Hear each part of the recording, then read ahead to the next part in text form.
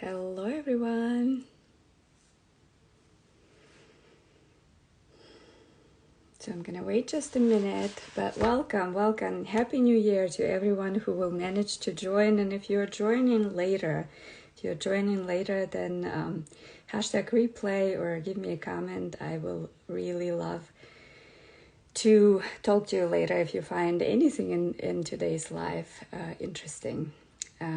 Happy New Year to everyone. I wanted to pop in and sort of start the year by reflecting on the last year and also talking about the new things that maybe we want to bring into the new year. And yeah, hopefully see how you're all doing. Hello, everyone who's joining. Welcome. So, first of all, let me say 2022. We're in the first week of 2023. I mean, wow, 2023, who would have thought? It seems like the number 2023 at some point of my life was so far away, and now we're here and it's happening. Absolutely incredible. But what I want to invite you today, I'm going to share with you where I'm on my journey, as I often do, and it's been a while that I've been live, so this is a perfect time to start. So where am I in my journey? And I hope to inspire you to reflect on your journey and to kind of look at how your year was going, how your last year was, and sort of set an intention for this year. I'm going to talk a little bit about the new morning routine that I started at the end of last year. We're going to talk about a new way of affirmations, creating your own affirmations that I also learned through that morning routine. And I want to talk in general about the last year, what it has taught me, and what we have started in last year, and then also the importance of intention setting. Most of you, of course, already know. But I would like to share some tools that I've learned along the way. And before I go into that, I want to thank you all for being with me, for all of you who've been with me this whole last year and maybe before that, and all of you who joined new. I appreciate each and every one of you. And despite many people have this idea of social media that is always very not real, that it's all not real, we don't create real connections. I back the opposite. I know that for me, Instagram has opened a whole new way. When I created this page, Mila's Journey to Self, I never expected how many people will come into my life who I can consider my tribe, who inspire me every day, help me on my journey, and who I can be with really me.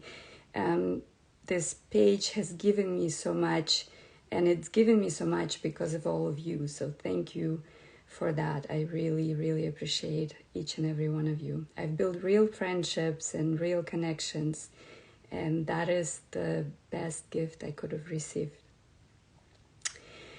So, last year, 2022, before last year started, I was reflecting on it this week because this week is the first week of the new year. So I think it's a good time, if you haven't done that yet, to reflect on the last year and see what you have wished for, what intentions you set for the 2022, and to reflect back and see what has happened. Did you receive everything you wished for?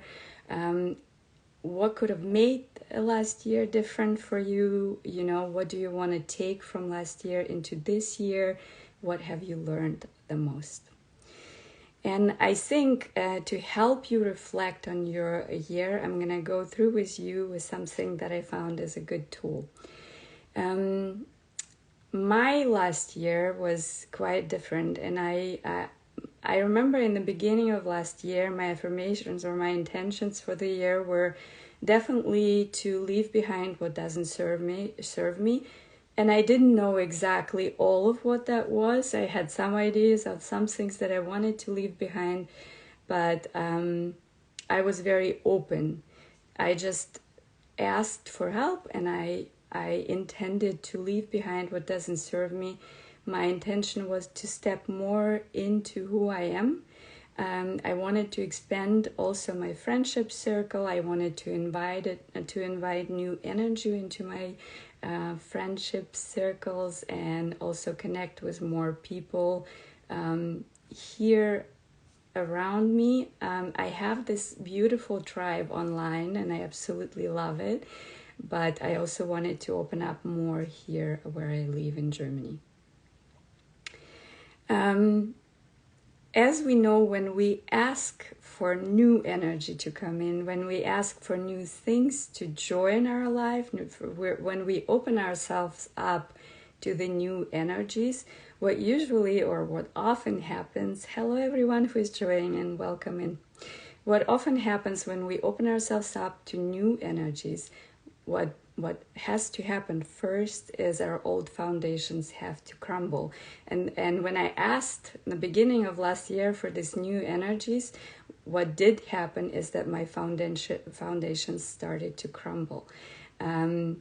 I finally left the job that I wanted to leave for a long time. And even so, I did wish it for myself. It still wasn't an easy transition for me. I was excited because I knew something wonderful and new will come into my life, but the transitions are never simple, right? We have to readjust our life.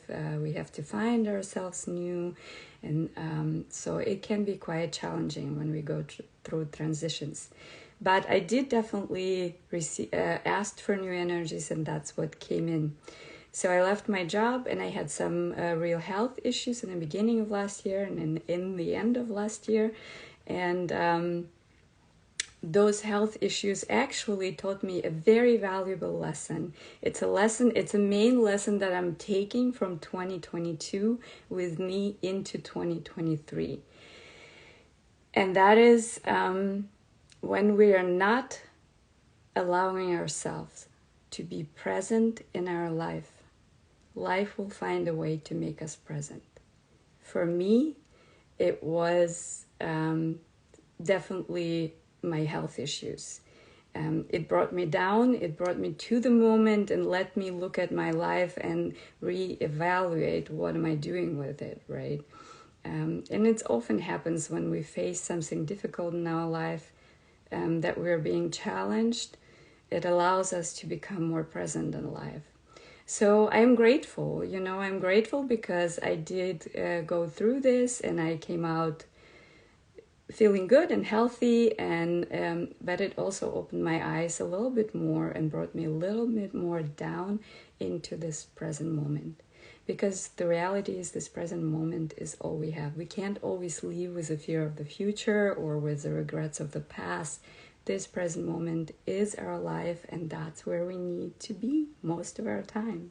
Of course, it's important to plan and look into the future and plan for our future, but our life happens now, in this moment. Future is not guaranteed for any of us. So that was the biggest lesson. When we're not present in our life, life will find a way to make you present. And another thing that I discovered through those challenges about myself is that I managed to stay very grateful for these experiences. Even so they were difficult and challenging, I did come out grateful every time. So the past several years of moving through and shifting my energy and coming back to myself, I think really prepared me for everything that happened this year. I started a new job in the middle of last year, and it really opened me up to a lot of new things. I had to jump out of my comfort zone a lot of times. I had to study a lot, and I did meet a lot of new wonderful people and had a lot of new wonderful experiences, and I was really grateful for that and am really grateful for that. And unfortunately, the economy wasn't that great, so the end of last year, I was let go of that job. And for some of you that are listening may be thinking, wow, that's really not a great thing. But to be honest with you, the end of this year and the beginning of this year was probably one of the most relaxing beginning and ending of the year that I've ever had, because I did not have a job at the time. I was fully present with my family. I was able to concentrate on my health issues that came up at the end of the year, and it allowed me to just be me. I didn't have to worry about running to work and doing anything like that. I was here for my kids, when I was preparing for the holidays, with that kind of really peaceful thing in mind. So even though I lost my job and I had my health issues, I woke up every morning truly, truly grateful for being free to have my appointments with the doctors, to be free to spend more time with my children, and to be, just to have more time at home. Our home is often our most healing place, and I really was giving enough opportunity to do that. So another thing that I was thinking about today as I was reflecting is that we always had a saying that I heard from my parents, and growing up I heard the saying always, the way you start yours, the way it's gonna go. And I thought about that a lot today, and I think it is about the way, what perspective you go into the year can determine the way your year will go. And that has something to do always on the reflection of the past year, on recognizing the lessons that we're taking from it, but also on setting the intentions for the new year. So if you do have time and you haven't done that yet, I invite you this week to reflect on your past year.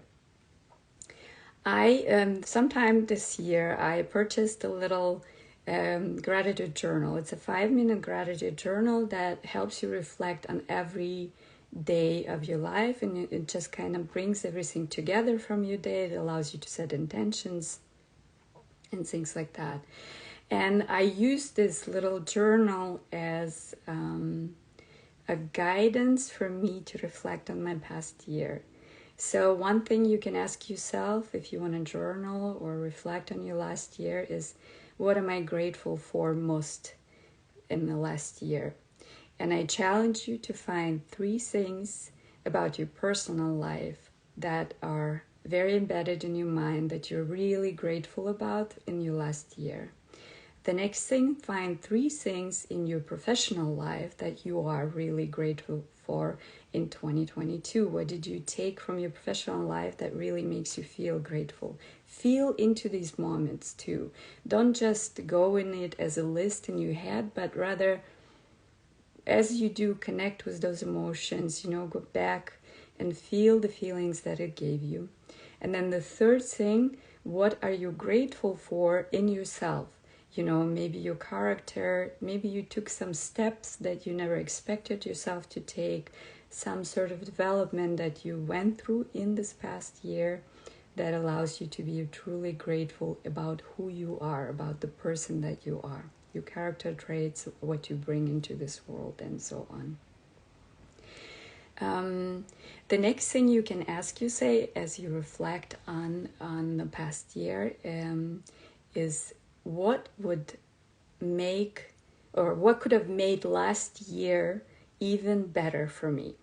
And as you ask yourself that question, I love to journal. I'm all about journaling. So when you start writing and you don't necessarily think about it, but rather allow the thoughts to flow through you onto the paper and then reflect back on it. You can read through those thoughts. It helps you to organize your thoughts, because we think so many thoughts that we don't always are aware of all the thoughts that are going through. But when we write them down, you have the opportunity to go back and reflect. That's why I love journaling so much. So what could have made last year even better for me? This is something that you can then, whatever comes through for you on that question, take into the next year as you set your intentions for the next year. What would make this year 2023, really great for me? And as you said that, I'm I'm encouraging you not to just set goals, because this is not about setting goals. You can set goals if there's something really that you connect with your whole being, with your emotions. Then those goals are important. Then you can, of course, write those down. And goals in general, I do find important, but we'll get to that a little bit later.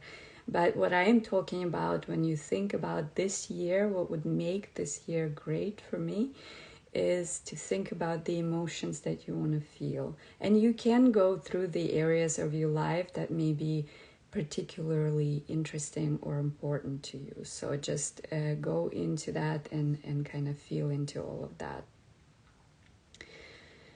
So those are the 3 questions that I use to kind of reflect on past year, and maybe think about the most important lesson that you took from last year. And if you come up with anything interesting, I would love for you to share the answers to these questions that I just mentioned. If you reflect on your past year and share in the comments what came up for you as you were reflecting on that. So this is just a little tool, and hopefully that will inspire you to reflect. As you set your intentions for the year, a really great tool that I found, as I told you, I started a new morning routine, and this morning routine, I heard about it on Danny Morell's podcast. I know some of you who follow me also follow Danny Morell and listen to his podcast, and he was talking to Hal Elrod. Hal Elrod wrote a book, The Miracle Morning. I can really suggest to anyone who is interested in really giving a push to yourself and kind of updating yourself, getting more out of your day, to look into Hal Elrod and his book, The Miracle Morning. He also has an app that you can use to follow through on your miracle morning routine. This morning routine consists of 6 different steps that you take. It's a silence or meditation. The second one is affirmation, then visualization, exercise, reading, and scribing or journaling. Those 6 steps that you follow through every morning. And it's particularly good for those of you who say that you're not a morning person. That was always my story, that I told myself that I'm not a morning person. And with this routine, you can really psych yourself up for the day and really, really get yourself into a good mood when you wake up. And you also allow yourself, when you start with a morning routine, whether it's this one or a different one, I believe that everyone has to find what works for them. It's not the same for everyone. Hello, everyone who's joining. Welcome, welcome. It's not for everyone the same. You know, you have to find what works for you. But when you do have a morning routine, and it's not consists of you jumping out of bed, falling out of bed, and starting to work on your job, you know, if you work from home, or getting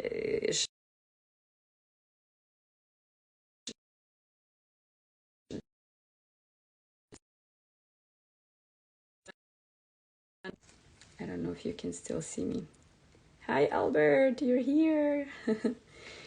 I hope this doesn't happen again. I hope this turned off now. But so the morning routine allows you to kind of set the tone for the day, but it also gives you the time to connect with yourself before all the outside influences how you feel, like all the external things, you know, before you start looking and searching through your phone, before you go to your job, give yourself that time in the morning to really connect with who you are. Silence is, of course, meditation is always good, and that's what the morning routine starts with. And then the second thing is the affirmations. And I really love the way Hal teaches affirmations. He has a 3-step process to his affirmations, so you can create your own. It starts with, I'm 100% committed to, And then sometimes when I journal, I write the affirmations. So I combine sort of the two. So when I write, you may be 100% committed to something today, specifically that you want to do. Or maybe it's a commitment that you want to take over this year. You know, if you set the intentions for the year, maybe something that you're 100% committed to this year.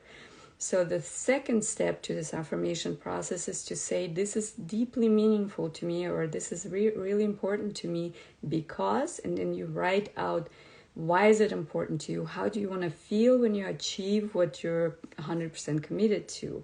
You know, how is it going to affect your life? Just to kind of continue in that affirmation, why is it important to you?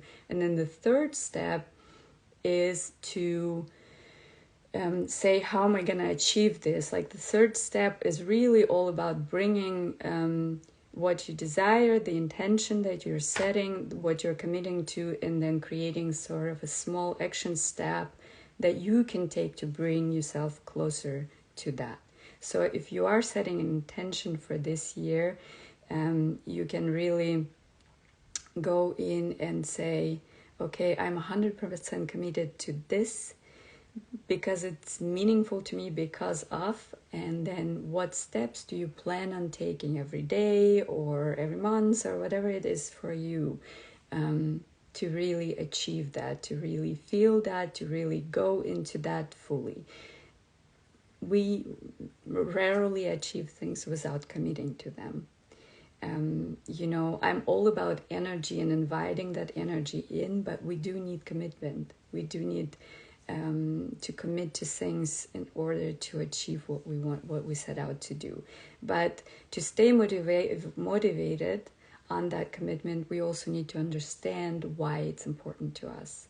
And then, of course, a commitment and understanding still is not going to happen, and nothing's going to happen if you don't start taking steps towards it.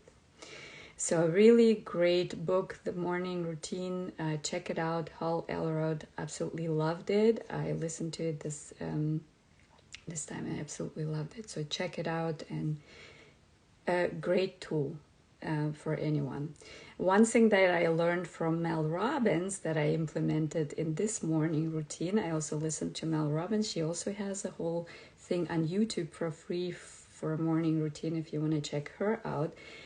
I loved a question that she brought up, and it's about when you first wake up and you start journaling, ask yourself in one word, what do I feel right now? And remember, it's a morning routine, so we're doing this before we're distracted by all the outside noise. As my good friend Albert said, it's before all our energy is still ours, you know, before we connect to all other energies. The energy is still clear because you wake up early. Most of the people are still asleep or just starting to get up. So your energy is still clean and clear. And so ask yourself that question first thing in the morning. What is it that I feel? If I had to put it into one word, what do I feel? And then as you write this on the page, say, today I feel a little anxious, maybe. Then you can think about, where is this coming from? Why am I feeling it? Maybe you have an appointment. Maybe, you know, it also brings to the forefront what's important. Maybe you feel extremely peaceful today, and you can also ask yourself, what is it exactly that makes me feel so peaceful and so well today? So this is another way to kind of allow yourself to connect with what you feel before all the outside influences start to join in and kind of influence your life and influence your day. So allow yourself first to connect to who you are before you start. But all of that you can also take and apply to this new year. 2023 will be the best year of our life, right? I feel that the energy is completely new. For me personally, I feel like I started this year with this whole new me. It's like inside, not from the outside even, but inside, something shifted. There's so many shifts that happened this year. And when I stepped into this new year, I feel like a whole new me from the inside out. I feel I feel that also a lot of new things are gonna come in this year, and I'm really, really happy to see where this year is gonna. I'm all about trusting and surrendering, but I'm also about taking the necessary step in the inspired action. For instance, one of the very important things for me was to start my podcast, and it had to happen in 2022. The first episode had to happen in 2022, and Albert, my friend Albert, and I have started our podcast, Your Journey to Self podcast, and we finally posted the first episode, and I was very, very excited about that. So we're bringing that new energy into this year, and I can't wait. I know there's so many of you who have so many interesting tools to share and interesting stories to tell to our listeners. So I can't wait to connect with you and bring you on into our podcast. And there is so many of you that I would love to hear from. So definitely reach out if you want to be on a podcast, and I will be contacting you as well. Those of you who have connected with already. Incredible people, and I think the podcast is the best way to share, to share our stories with the world, to inspire others to return to themselves. That's what the podcast is really about, is our journey to who we are, releasing limiting beliefs, releasing programming, releasing anything that stops us from being who we are. Because only when we are who we really are, when we connect with who we are, then we are happy, truly happy. When we begin to live authentic life and allow ourselves to be us, that's when we are happy. So check out the podcast. You can go to the link in my bio and connect to the podcast. I also have a YouTube page, Mila's Healing Space. You can check that out as well. So on my journey today, I'm extremely happy for where I am right now. I do have some extra time that I can allow myself to come back to myself even more. I've met so many new people this year, incredible friendships that I built. I just went on a girls' trip in the beginning of the year, after spending all the time with the family. I absolutely loved that time. We played games, and we had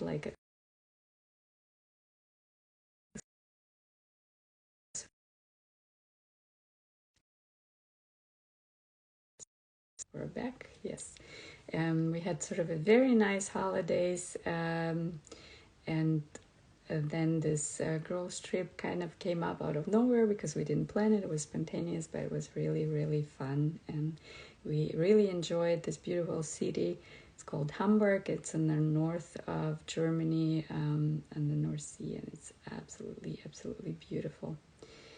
Yeah, so that's it for today, really. I wanted to pop in and share with you a couple tools that I picked up, and hopefully start you off into this new year and inspire you to reflect on who you are, go back to who you are, because who you are is perfect. You don't need to be anything else.